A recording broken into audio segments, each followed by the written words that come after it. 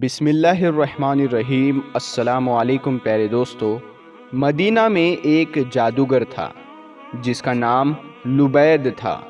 ایک بار مدینہ کے بہت سے یہودی اس جادوگر کے پاس آئے اور کہنے لگے کہ اے لبید، تم تو دیکھ ہی رہے ہو کہ یہ محمد کیسے اپنے دین کو پھیلاتے جا رہے ہیں۔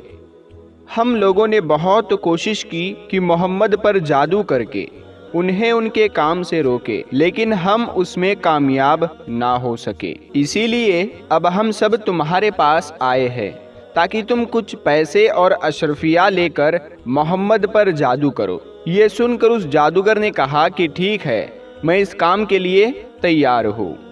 اس زمانے میں ایک یہودی لڑکا ہمارے حضور صلی اللہ تعالی علیہ وسلم کی خدمت کیا کرتا تھا۔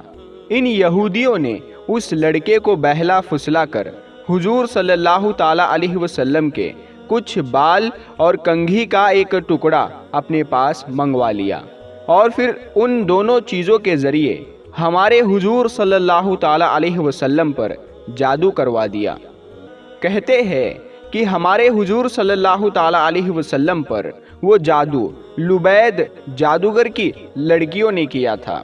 انہوں نے ایک دھاگے میں 11 گانٹھیں لگا کر ان پر جادو کیا اور پھر انہیں کھجور کی ایک لکڑی میں رکھ کر دور جنگل کے ایک کنویں میں ڈال دیا۔ ہمارے حضور صلی اللہ تعالی علیہ وسلم پر اس جادو کا اثر یہ ہوتا تھا کہ حضور صلی اللہ تعالی علیہ وسلم اپنے آپ کو بندھا ہوا محسوس کرتے تھے، اور کسی کام کے بارے میں یہ خیال ہوتا تھا کہ وہ کام تو میں کر چکا ہوں، لیکن ابھی وہ کام نہ کیا ہوتا تھا، اور جو کام کر چکے ہوتے تھے اس کے بارے میں خیال آتا کہ ابھی میں نے یہ کام نہیں کیا ہے۔ لیکن ان سب کے باوجود جادو کا جو اثر تھا وہ بس آپ کے جسم پر ہی ہلکا پھلکا تھا۔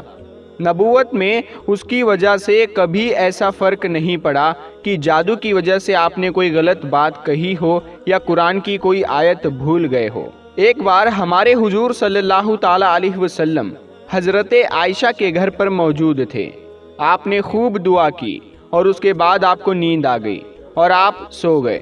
سو کر جب اٹھے تو حضرت عائشہ سے کہنے لگے کہ اے عائشہ، اللہ نے ہماری دعا سن لی ہے۔ حضرت عائشہ نے پوچھا کہ کون سی دعا اے اللہ کے رسول؟ حضور صلی اللہ تعالی علیہ وسلم نے فرمایا کہ ابھی خواب میں میرے پاس 2 فرشتے آئے تھے۔ ان میں سے ایک نے دوسرے سے کہا کہ یہ محمد صلی اللہ تعالی علیہ وسلم کو کیا ہوا ہے؟ تو دوسرے نے جواب دیا کہ ان پر جادو کیا گیا ہے۔ پہلے فرشتے نے پوچھا کہ کس نے جادو کیا ہے؟ تو دوسرے فرشتے نے جواب دیا کہ مدینہ کے ایک جادوگر نے ان پر جادو کیا ہے۔ پہلے فرشتے نے پوچھا کہ کس چیز پر جادو کیا گیا ہے؟ دوسرے نے جواب دیا کہ ان کی کنگھی اور بالوں پر۔ پہلے والے نے پوچھا کہ وہ کہاں پر ہے؟ تو دوسرے فرشتے نے جواب دیا کہ وہ کنگھی اور بال جنگل کے ایک کنویں کے اندر پتھر کے نیچے رکھے ہیں۔ پہلے فرشتے نے پوچھا کہ اب انہیں کیا کرنا چاہیے؟ تو دوسرے نے جواب دیا کہ اس کنویں کا پانی نکال کر اس پتھر کے نیچے سے وہ بال اور کنگھی کا ٹکڑا نکالا جائے تو ان پر سے جادو کا اثر ختم ہو جائے گا۔ پھر حضور صلی اللہ تعالی علیہ وسلم نے کچھ صحابہ اکرام کو جنگل کے اس کنویں کی طرف بھیجا کہ جس کے بارے میں ہمارے حضور کو خواب میں بتایا گیا تھا کہ اس کنویں میں آپ کے بال اور کنگھی پر جادو کر کے ڈالا گیا ہے۔ ان سارے صحابہ اکرام نے کنویں کا پانی نکالا اور جو جگہ بتائی تھی اس جگہ سے کنگھی اور بال نکال کر ہمارے حضور صلی اللہ تعالی علیہ وسلم کے پاس پہنچے۔ حضرت جبرائیل علیہ السلام نے ہمارے حضور صلی اللہ تعالی علیہ وسلم کو آ کر بتایا کہ سورہ فلق اور سورہ ناس پڑھ کر آپ ان میں سے ایک ایک گانٹھ کھولتے جائے۔ پھر حضور صلی اللہ تعالی علیہ وسلم نے سورہ فلق اور سورہ ناس پڑھ کر ایک ایک گانٹھ کو کھولا، یہاں تک کہ وہ 11 گانٹھیں کھل گئی، اور پھر آپ نے ایسا محسوس کیا کہ جیسے ان کے اوپر سے کوئی بوجھ اتر گیا ہو۔ ان سب کے بعد لبید جادوگر کو بلایا گیا اور اس سے پوچھا گیا تو اس نے اپنے جرم کا اقرار کیا کہ ہاں، میں نے ہی آپ پر جادو کیا تھا۔ ہمارے حضور صلی اللہ تعالی علیہ وسلم نے اسے معاف کر دیا اور کوئی سزا نہ دی۔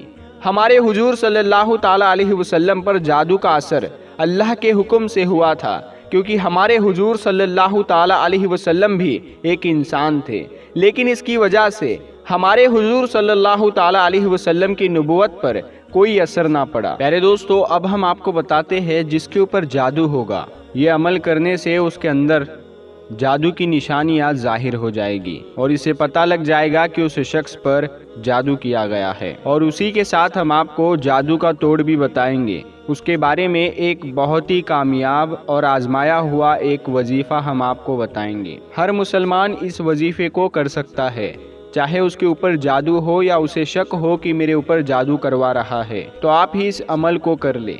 جس کے اوپر بھی جادو ہوگا وہ جادو کٹ جائے گا، اور جس کے اوپر جادو نہیں بھی ہوگا تو اس کا بندوبست ہو جائے گا ہمیشہ کے لیے انشاءاللہ۔ پھر کوئی بھی لاکھ کوشش کر لے اس بندے پر، پھر سے جادو نہیں کروا پائے گا۔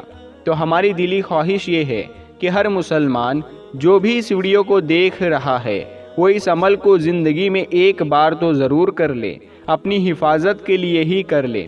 تو اس عمل کو کرنے کا طریقہ بہت ہی زیادہ آسان ہے۔ آپ لوگوں کو رات کو سوتے وقت اس عمل کو کرنا ہے۔ پہلے آپ وضو کر کے آئیے اور آپ اپنے بستر پر بیٹھ جائیے، لیکن یاد رہے آپ اس کے بعد کوئی کام نہ کریں۔